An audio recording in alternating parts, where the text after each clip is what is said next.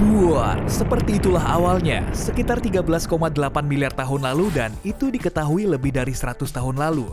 Semua yang kita lihat di ruang angkasa sekarang, planet, asteroid, komet, bintang, awalnya tidak ada di sana. Pada 1920-an, para astronom memiliki gagasan bahwa dulu alam semesta hanya satu titik. Titik yang sangat panas, sampai triliunan derajat. Tersusun rapat dan padat yang membentang dan meluas dengan sangat cepat.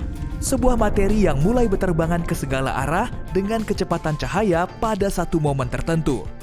Big Bang itu benar-benar kacau, penuh partikel super kecil yang tercampur energi dan cahaya. Ya, kacau sekali. Tapi tetap saja, dalam menit pertama setelah Big Bang, cikal bakal dari semua yang akan muncul nantinya hampir selesai.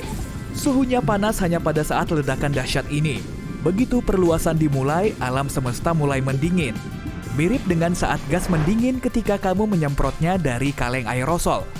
Selama proses itu, energi membeku seperti air yang membeku menjadi es. Di sini, energi murni membeku dan memadat menjadi materi. 1 menit setelah ledakan, proses pendinginan masih terjadi dengan sangat cepat dan terjadi di mana-mana sekaligus.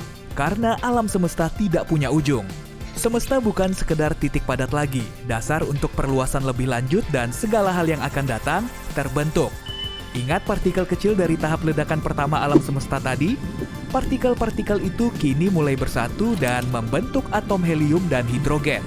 Pembentukan sebagian besar helium dan semua hidrogen di ruang angkasa butuh sekitar 3 menit.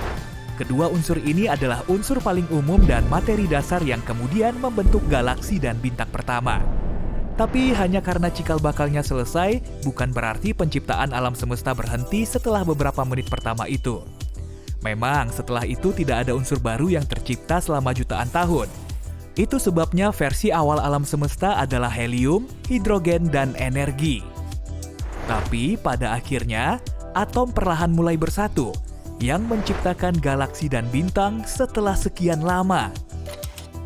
Awan helium dan hidrogen menyatu dan berubah menjadi bintang yang memiliki gaya gravitasi.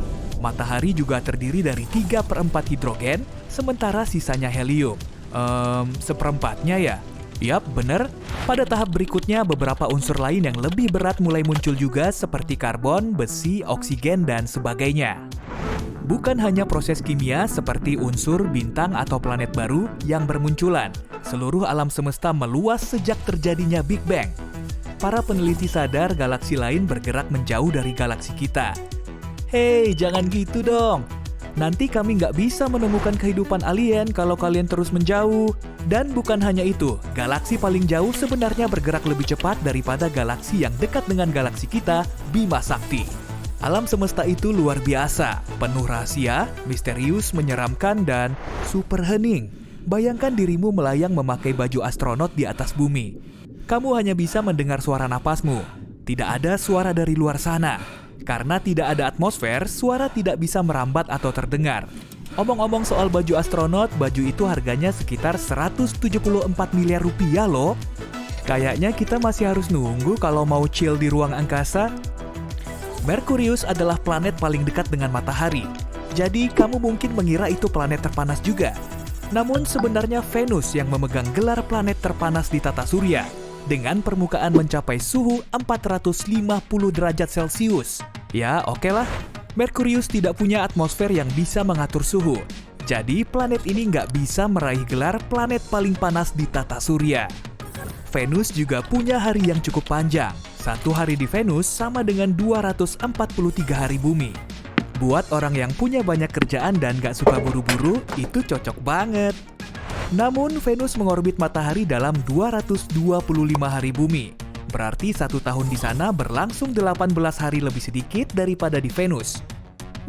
Jadi kamu bisa ulang tahun 2 kali dalam sehari dong. 2 kali ulang tahun dalam sehari mungkin seru. Tapi kekurangannya, di Venus terjadi hujan asam sulfat dan salju logam. Gak seru lagi kan? Kalau bumi sih keren. Berumur 4,5 miliar tahun dan satu-satunya planet yang menopang kehidupan, bumi juga punya lebih banyak pohon daripada jumlah bintang di Bima Sakti. Totalnya 3 triliun pohon, sementara bintang hanya 100 sampai 400 miliar. Kita mungkin telah menghitung pohon, tapi tetap saja sedikit sekali yang kita tahu tentang laut kita. Hanya 5% lautan yang telah dijelajahi. Jadi kita tahu lebih sedikit tentang laut daripada tentang Mars atau bulan yang permukaannya sudah dipetakan penuh. Aneh rasanya luar angkasa hanya berjarak 100 km dari kita jika dihitung dari atas permukaan laut bumi. Kayaknya deket banget ya, kadang buat sarapan aku juga harus jalan sejauh itu. Tapi hanya 5% alam semesta yang terlihat dari bumi. 68%-nya adalah energi gelap, sementara 27%-nya materi gelap yang tidak bisa kita lihat dengan teleskop. Begitu dekat, tapi jauh. Kita akan selalu melihat sisi bulan yang sama dimanapun posisi kita di bumi. Bulan berputar pada porosnya dengan kecepatan yang sama saat dia mengelilingi bumi. Ini disebut penguncian pasang surut. Matahari terbenam di Mars warnanya biru loh. Itu terjadi karena debu halus di planet merah ini memiliki ukuran yang sempurna untuk memungkinkan cahaya biru masuk ke atmosfer Mars. Jadi cahaya biru itu tersebar, lalu mendekat ke arah laju matahari tidak seperti cahaya warna lain. Alam semesta penuh dengan keajaiban, dan salah satunya adalah planet yang terdiri dari berlian. Wow! Ukurannya 2 kali lebih besar dari bumi dan para ilmuwan percaya planet itu sebagian besar tertutup berlian dan grafit. Untuk pergi ke sana, kamu mungkin butuh baju astronot yang mahal banget itu, juga pesawat luar angkasanya. Tapi kalau aja nih, kamu berhasil pergi ke sana dan kembali, kamu mungkin bisa balik modal. Para ilmuwan juga punya beberapa prediksi tentang akhir dari segalanya. Astaga, kalian siap? Pada tahap awalnya, seluruh alam semesta padat dan rapat. Jadi semesta itu sangat-sangat tebal. Tapi setelah kira-kira 400.000 tahun, alam semesta terus meluas yang membuatnya lebih transparan. Cahaya yang terpancar kuat itu kita kenal sebagai radiasi latar belakang gelombang mikrokosmis atau CMB. Wujudnya seperti saat kamu menyalakan TV di saluran kosong. Saat kamu melihat titik-titik statis hitam putih yang bergerak di layar. Seperti itulah CMB dan cahaya dari semua energi yang dilepaskan pada saat Big Bang. CMB masih ada. Para astronom bisa melihatnya lewat teleskop gelombang mikro. Meluas dan tak pernah berhenti, alam semesta masih melebar setiap detik pada kecepatan luar biasa, sehingga menyebabkan benda di ruang angkasa selalu saling menjauh. Cepat sekali menjauhnya. Kita tahu karena matahari dari galaksi lain tampak lebih merah dari seharusnya. Ini disebut pergeseran merah, dan ini terjadi saat sumber cahaya bergerak menjauh dari orang yang mengamatinya. Lalu ada gravitasi. Gravitasi menarik semua benda di alam semesta ke satu sama lain. Ini menjadi alasan planet-planet terus mengelilingi matahari atau kenapa tata surya kita mengelilingi pusat Bima Sakti. Itu sebabnya kita menginjak tanah, sementara di ruang angkasa kita melayang karena tidak ada gravitasi di sana. Dengan mengingat ini, para ilmuwan punya gagasan bahwa kelak alam semesta akan bergerak ke arah berlawanan dan mulai menyusut kembali, yang akan kita kenal sebagai Big Crunch atau remukan besar. Terjadi atau tidak, semua bergantung pada tipe alam semesta kita. Jika terbuka, alam semesta akan terus meluas dan tidak akan ada yang menghentikannya. Tapi seiring waktu saat semesta meregang, kepadatannya akan menjadi sangat rendah. Sampai galaksi tak akan bisa membentuk bintang baru dan bintang yang sudah ada akan punah. Saat ruang angkasa kehilangan semua cahaya dan panasnya, kehidupan akan musnah.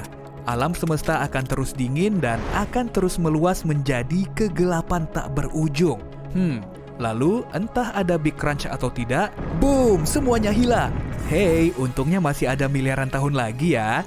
Mungkin kamu masih, tapi aku udah nggak ada. Hehe. Soalnya aku mau pensiun.